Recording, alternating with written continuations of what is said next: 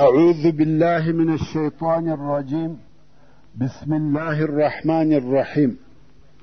إن الحمد لله نحمده ونستعينه ونستغفره ونعوذ بالله من شرور أنفسنا وسيئات أعمالنا. من يهده الله فلا مضل له ومن يضلل فلا هادي له، وأشهد أن لا إله إلا الله وحده لا شريك له، وأشهد أن محمدا عبده ورسوله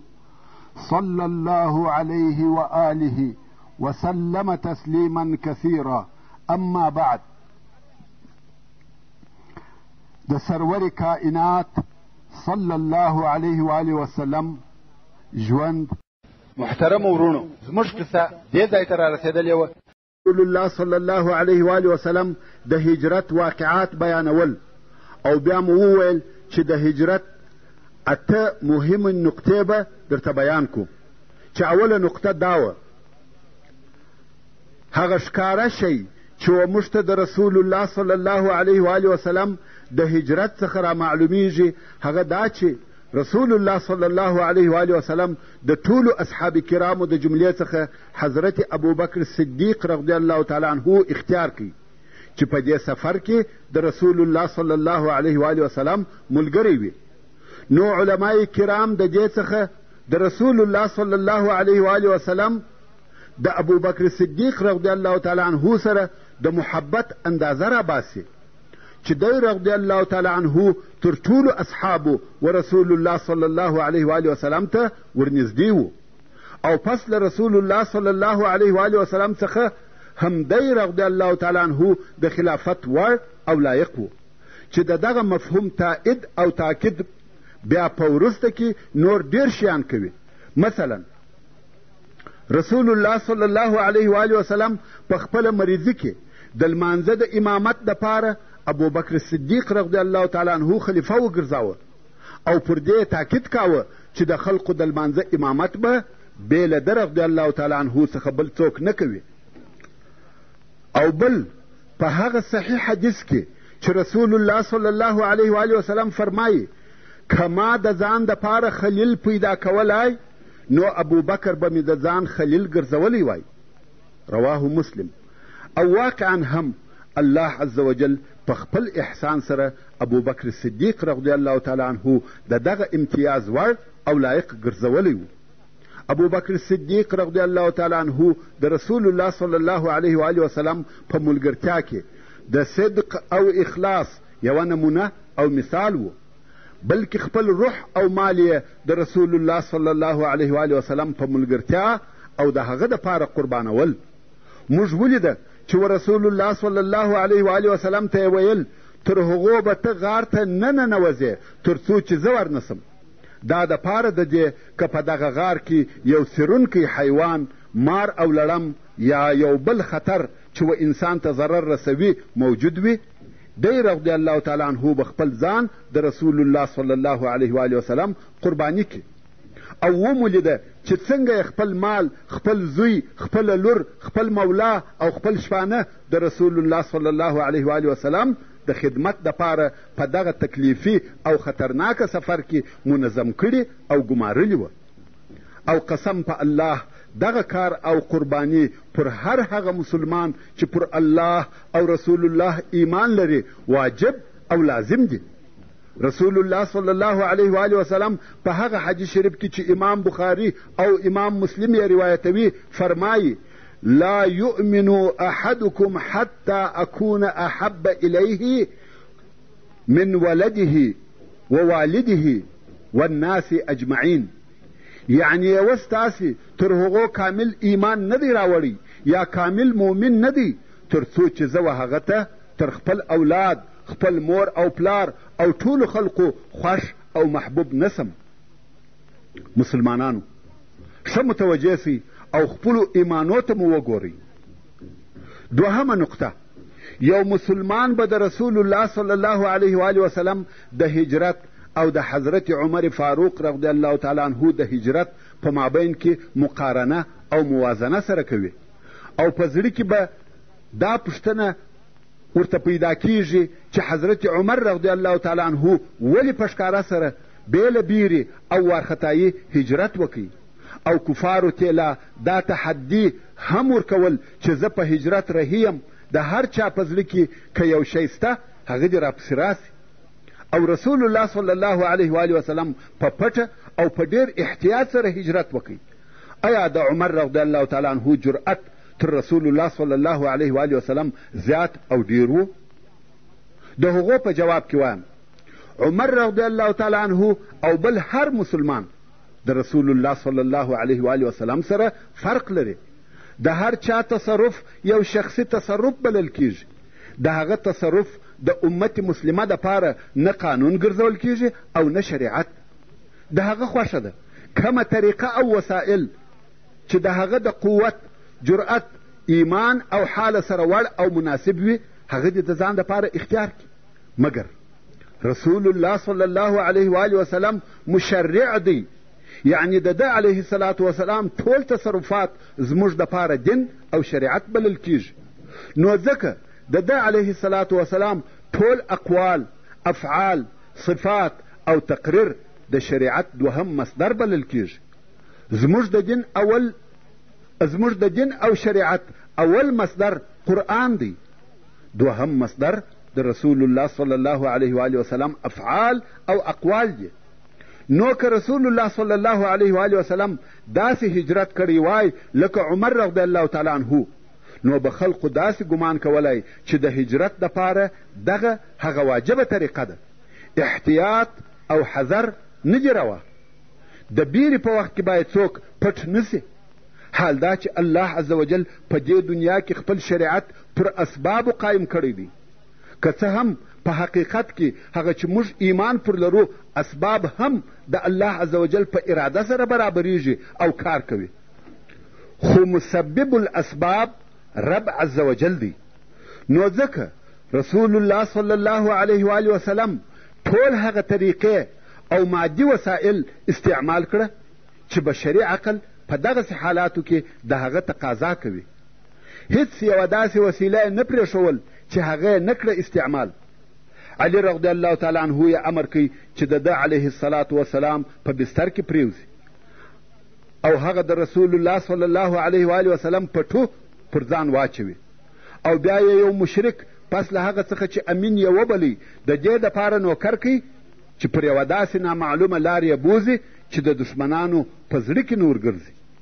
او بیا یې 3 ورځې په غار ثور کې په پټه سره تېرې کړې او داسې نور احتیاطات چې عقل د هغو تقاضا کول. دا ټوله د دې دپاره چې دا واضحه او ښکاره سي چې پر الله عز وجل ایمان د اسبابو د استعمالولو سره ضد او منافی نه دی. او د رسول الله صلی الله علیه و آله وسلم دغه ټول احتیاطات یا د اسبابو استعمالول د بیرې په سبب نه وه او نه دا په خیال کې ورګرځېده چې د مدینې منورې تر رسېدلو د مخه دې د مشرکانو په لاس کې ګرفتاره سي. او زموږ د دغه ادعا دپاره دلیل دا دی پس له هغه څخه چې ټول مادي اسباب پای ته ورسېده او مشرکان د هغه غار پر شاوخوا را وګرځېده چې هلته رسول الله صلی الله علیه و آله وسلم او د ده ملګری پټ وه. که یوه د مشرکانو سر ورکښته کړی وای دوی به یې لیدلي وای.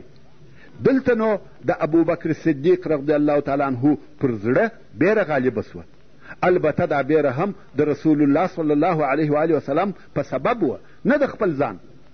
دلته نو رسول الله صلی الله علیه و آله وسلم څه ورته وویل؟ ویې فرمیل یا ابا بکر ما ظنک باثنین الله ثالثهما. یا ابا بکر د هغو دوو په باره کې څه فکر کوې چې دریم یې الله وي؟ که د یو چا اعتماد پر هغه اسبابو او احتیاطاتو وي چې ده برابر کړي دي په دغسې حال کې یو څه بیره ورته پیښیږي نو دا معلومه خبره ده چې دغه ټوله احتیاطات او د اسبابو استعمالول رسول الله صلی الله علیه و آله وسلم د دې دپاره وکړه چې دا یې هغه د شریعت او قانون جوړولو وظیفه ادا کړه او پس له دغه احتیاطاتو او اسبابو یې زړه په الله پورې تړلی و او د هغه رب پر ساتنه او توفیق یې توکل او اعتماد و. دا د پاره د دې چې مسلمانان په دې پوه سي چې په هر کار کې باید اعتماد پر الله عز وجل وي. مګر هو دغه اعتماد د دې سره ضد او منافی نه دی چې د هغه اسبابو څخه هم کار واخیستل سي کوم چې الله عز وجل په دې کون کې اسباب ګرځولي دي. او یو بل ښکاره او روښانه دلیل چې موږ پر دغه موضوع وایو د رسول الله صلی الله علیه و آله وسلم هغه حالت دی کم وخت چې سراقه پسې ور ورسېدی او د ده علیه الصلاة وسلام د وژلو اراده یې درلوده. که واقعا هم په رسول الله صلی الله علیه و آله وسلم کې بیره وای او دغه احتیاطات یې د بیرې په واسطه سره وای، نو اوس به په دغه حال کې چې دشمن پسې ور ورسېدی یو څه بیره ورته پیښه سوې وای. مګر رسول الله صلی الله علیه و آله وسلم د بیرې هیڅ احساس نه کاوه، بلکې په خپل قرآن ویلو او د خپل رب سره په مناجات مشغوله و. ځکه د ده علیه الصلاة وسلام دا یقین و چې هغه الله چې دی علیه الصلاة وسلام یې په هجرت سره امر کړی دی هغه یې د دشمنانو او د هغو د شر څخه ساتي. درېیمه نقطه دا چې رسول الله صلی الله علیه و آله وسلم حضرت علی رضی الله تعالی عنه د دې دپاره په مکه مکرمه کې پرېښاوه چې هغه امانتونه و خپلو خاوندانو ته ورسوي کوم چې د رسول الله صلی الله علیه و آله وسلم سره پراته وه. دا یو ښکاره دلالت پر هغه عجیب تناقض کوي چې مشرکانو د رسول الله صلی الله علیه و آله وسلم په باره کې درلودی. په داسې حال کې چې دوی د رسول الله صلی الله علیه و آله وسلم تصدیق نه کاوه، د درواغو، سحر او جنون تهمتونه یې پر ویل. د بله طرفه دوی پر خپل شاوخوا تر ده علیه الصلاة وسلام بل صادقه او امین نسوای پیدا کولی چې خپل امانتونه ورسره کښېږدي، نو یې خپل مالونه او قیمتي شیان بې له رسول الله صلی الله علیه و آله وسلم د بل چا سره نه ایښول، چې دا پر دې دلالت کوي چې د دوی کفر د شک په سبب نه و چې دوی د رسول الله صلی الله علیه و آله وسلم پر صدق او رښتیا ویلو درلودی، بلکې د دوی انکار او کفر د دوی د تکبر او حق تر پښو لاندې کولو په سبب و. دوی پر خپل ریاست بیرېدل، نو یې د رسول الله صلی الله علیه و آله وسلم د متابعت څخه سرکشي کول. څلورمه نقطه عبدالله ابن ابي بکر رضی الله تعالی عنه چې د مکې مکرمې او غار په مابین کې تګ او راتګ کاوه، په مکه مکرمه کې اخبار ټولول او بیا یې رسول الله صلی الله علیه و آله وسلم او خپل پلار ته وروړل، او خور یې اسماء رضی الله تعالی عنها چې د دوی د خوړو اهتمام کاوه او د دغه سفر دپاره یې دوی ته د دوی د ضرورت شیان برابرول. موږ ته دا لارښوونه کوي چې پر هر ځوان مسلمان که نر وي که ښځه د الله عز وجل په لار کې د اسلام د اوامرو د تحقق دپاره او د اسلامي ټولنې د جوړولو دپاره دا لازمه او واجب ده چې خپل انتهایی کوښښ وکړي. یوازې دا نه ده کافي چې یو انسان پر خپل ځان سره راګرځي فقط شخصي او ځاني عبادتونه ادا کوي، بلکې پر هر مسلمان دا لازمه ده چې خپل ټول قوت او طاقت او خپل د پوهې تخصص د اسلام په لار کې قرباني کړي، چې دغه قربانۍ په هر عصر او زمان کې د اسلام او مسلمانانو د ژوند دپاره د ځوانانو مزیت او سرلوړی وي او دا فخر باید د ځوانانو په نصیب وي. که ته هغو کسانو ته وګورې چې د دعوت او جهاد په وخت کې د رسول الله صلی الله علیه و آله وسلم پر شاوخوا وبه وینې چې اکثریت د هغو خلقو داسې ځوانان وه چې د ځوانۍ اولې مرحلې یې نه وې تېرې سوي، خو دوی خپل ټول قوت او طاقت د اسلام د نصرت دپاره او د اسلامي ټولنې د جوړولو دپاره هیڅ نه دی درېغولی. ځوانانو ویښ او بیداره سئ. پنځمه نقطه هغه واقعه ده چې وسراقه او د ده و آس ته هغه وخت پیښه سوه چې دی په رسول الله صلی الله علیه و آله وسلم پسې ورورسېدی. موږ باید پوه سو چې دا د رسول الله صلی الله علیه و آله وسلم د خارق العاده هغه معجزو څخه ده چې د حدیثو امامانو د هغه پر صحت او رانقلولو اتفاق کړی دی، چې د هغو په مقدمه کې امام بخاري او امام مسلم دي. نو دا معجزه هم د رسول الله صلی الله علیه و آله وسلم و نورو معجزو ته ورزیاته که. شپږمه نقطه، د رسول الله صلی الله علیه و آله وسلم د هجرت په قصه کې د نورو معجزو تر څنګ ښکاره او بارزه معجزه هغه معجزه ده چې رسول الله صلی الله علیه و آله وسلم د کوره څخه هغه وخت راووتی چې د مشرکانو ځوانان شاوخوا د ده علیه الصلاة وسلام پر کور راګرځېدلي وه او د ده علیه الصلاة وسلام د وژلو په انتظار وه، خو الله عز وجل د دوی ټولو سترګې په خوب داسې ور وتړلې چې یوه هم ونه لیدی. یوازې دا نه چې نه ولیدی، بلکې د دوی د دغه مؤامرې او توطئې د مسخره کولو دپاره رسول الله صلی الله علیه و آله وسلم د دوی ټولو سرونه په خاورو ور ډک کړه.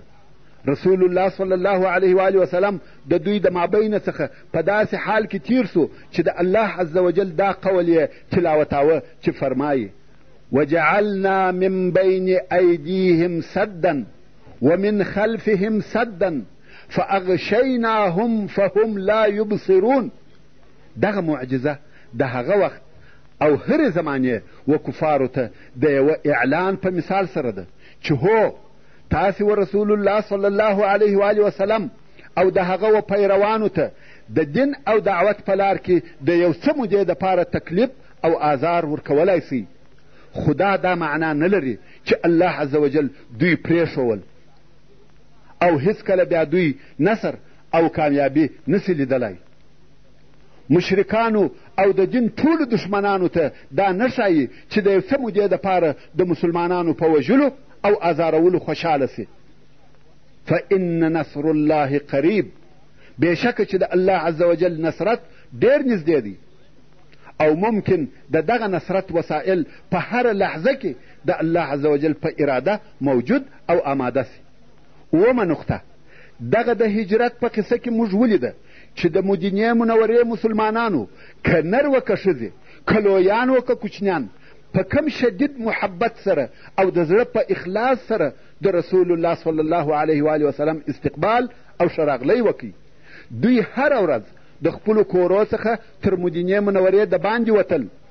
او د لمر تر سوځونکو شعاعو لاندې به د رسول الله صلی الله علیه و آله وسلم د راتګ په انتظار تر ماپښینه پورې ولاړ وه. کم وخت چې به ګرمي ډېره زیاته سوه او د ورځې ډېره حسابه تېره سوه نو به خپلو کورو ته ولاړه چې د سبا د انتظار دپاره آمادګي ونیسي. کم وخت چې رسول الله صلی الله علیه و آله وسلم مدینې منورې ته ورسېدی د مسلمانانو په زړو کې احساسات او عواطف پر جوش راغله او په ژبه سره یې د ده علیه الصلاة وسلام د استقبال او شراغلي قصیدې او ترانې ویلې او رسول الله صلی الله علیه و آله وسلم هم د دوی د محبت په بدله کې محبت ورکاوه تر داسې اندازې چې د بني نجار هلوکان شاوخوا پر راګرځېدلي وه او د استقبال یا شراغلي ترانې ویلې. رسول الله صلی الله علیه و آله وسلم وفرمایل آیا تاسې زما سره محبت لرئ؟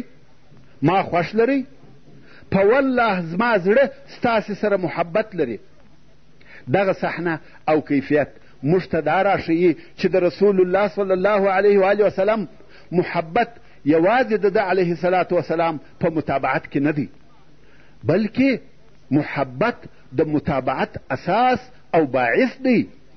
که چیرې عاطفه او محبت په زړه کې نه وي د متابعت دپاره شوق نه پیدا کیږي. هغه قوم خطاوتلی دی چې وایي د رسول الله صلی الله علیه و آله وسلم محبت بله معنا نه لري بې له متابعت او اقتدا څخه، او دوی دا هیره کړې ده چې متابعت بې له قلبي محبت څخه نسي کېدلی، او هغه شی چې تا و متابعت ته ورکشوي هغه قلبي محبت دی چې احساسات او عواطف ته پر شور راولي. نو ځکه رسول الله صلی الله علیه و آله وسلم د ایمان اندازه د ده علیه الصلاة وسلام په محبت سره ښولې ده. هغه چې فرمایي لا یؤمن احدکم حتی اکون احب الیه من ولده ووالده والناس اجمعین، یعنی یوه ستاسې تر هغو کامل ایمان نه دی راوړی یا کامل مؤمن نه دی تر څو چې زه و هغه ته تر خپل اولاد خپل مور او پلار او ټولو خلقو خوښ او محبوب نسم. نو محبت اساس د متابعت دی. اتمه نقطه، کم وخت چې رسول الله صلی الله علیه و آله وسلم د ابو ایوب انصاري رضی الله تعالی عنه په کور کې و، موږ ته د هغه محبت چې صحابه کرامو د رسول الله صلی الله علیه و آله وسلم سره درلودی یو بل شکل راښکاره سو، او هغه شی چې د هغه محبت څخه دلته زموږ مقصد دی هغه د ابو ایوب او د هغه د ښځې هغه تبرک دی چې د رسول الله صلی الله علیه و آله وسلم د خوړلو په لوښي کې چې د رسول الله صلی الله علیه و آله وسلم څخه به راوړه سو، د هغه علیه الصلاة وسلام د ګوتو په ځایو پسې به د تبرک دپاره ګرځېده. نو د دې څخه دا را معلومه سوه چې د رسول الله صلی الله علیه و آله وسلم په آثارو تبرک کول یو مشروع کار دی، او رسول الله صلی الله علیه و آله وسلم هم هغه مقرره کړی دی. ورونو، د هجرت پر قصه به په دغه اندازه تبصره سره کفایت وکړو، خدا دې تاسې ته معلومه وي چې د سیرت النبي صلی الله علیه و آله وسلم پر هره موضوع تاسې دغسې تبصرې کولی سي او احکام ځینې را ایستلی سي. سیرت النبي صلی الله علیه و آله وسلم فقط قصې او تاریخ نه دی چې فقط ویل یا اوریدل دي، بلکې دا زموږ د پیغمبر او پیشوا ژوند او زموږ د شریعت د جوړولو مصدر او مرکز دی. هر څونه چې فکر پکښې کوئ او هر څونه چې یې څېړئ په هغه اندازه مو دیني معلومات پراخه کیږي او پر هغه اندازه احکام ځینې را ایستلی سي، ځکه د رسول الله صلی الله علیه و آله وسلم هر قول او هر فعل زموږ دپاره دینی او تشریعي حکم لري. زموږ مسلمانانو د دین، شریعت، قناعت او تسلیمېدو دپاره فقط دغه کافي دي چې وویل سي رسول الله صلی الله علیه و آله وسلم داسې فرمایلی دي یا رسول الله صلی الله علیه و آله وسلم داسې کړي دي. دغه زموږ دین او شریعت دی. نو سیرت النبي صلی الله علیه و آله وسلم چې هر څونه څېړي پر هغه اندازه احکام ځینې را ایستلی سي. ورونو، تر دغه ځایه موږ د رسول الله صلی الله علیه و آله وسلم د رسالت اولني 14 کاله چې د مکې مکرمې ژوند یا دوره ورته ویل کیږي پای ته ورساوه، او اوس د مدینې منورې په ژوند یا دوره شروع کوو. وبالله التوفیق. او په راتلونکي بحث کې به د رسول الله صلی الله علیه و آله وسلم د مدینې منورې د ژوند حالات مطالعه کوي یا واوري. وما توفیقي الا بالله وهو السمیع العلیم. د مدینې منورې ژوند، محترم ورونو، ممکن د مدینې منورې ژوند او زمانه و درو مرحلو ته تقسیم کو. اوله مرحله دا هغه مرحله ده چې په هغه کې فتنې او مشکلات وه. په دغه مرحله کې د داخله څخه مشکلات وه او د خارجه څخه د اسلام د دشمنانو حملې وې چې دغه مرحلې د حدیبیې تر صلح پورې دوام وکړي، او دا صلح د هجرت د 6 کال د ذوالقعدې په میاشت کې وه. دوهمه مرحله دا هغه مرحله ده چې د مشرکانو د مشرانو سره د نه تعارض یا جنگ نه کولو فیصله وسوه، چې دغه مرحلې ته مرحله الهدنه ویل کیږي، او دا مرحله د هجرت د 8 کال د روژې په میاشت کې د مکې مکرمې په فتح سره پای ته ورسېده، او په دغه مرحله کې د شاوخوا پاچاهان و اسلام ته دعوت سوه. درېیمه مرحله هغه مرحله ده چې په ډلو ډلو خلق د الله عز وجل و دین او اسلام ته داخلېده. قبایل او اقوام په دسته جمعي او د ډلو پر شکل و مدینې منورې ته د اسلام راوړلو دپاره راتله او په اسلام مشرفه کېده، چې دې مرحلې د رسول الله صلی الله علیه و آله وسلم تر رحلته پورې دوام وکړي،